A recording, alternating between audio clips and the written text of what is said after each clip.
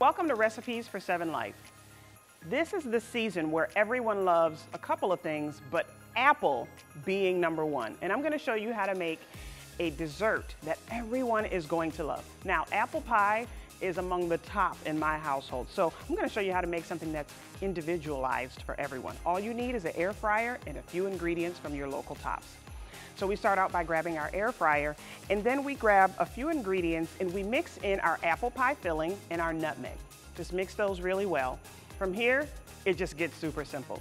We take our dough and we stretch it out from our biscuit dough. Stretch it out, just add a little bit from the apple pie filling, put a little bit of caramel in there, stretch it around and just close it up. Close it up the best you can.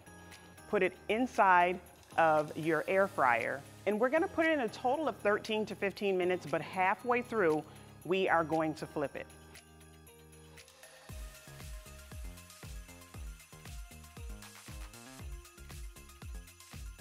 And then when it's done, you're going to have your cinnamon and sugar mixture.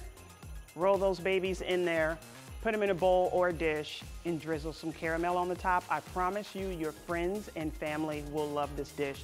Not only will they love it, but your house will smell amazing, and all of your guests don't have to worry about who stole the last piece of apple pie, because everybody will have their own helpings. And let me show you how delicious it looks on the inside. Come on, friends, you can't get any better than that. So now everyone has their own individual apple pies. Get this recipe, wkbw.com/7life, and I promise your family will love it.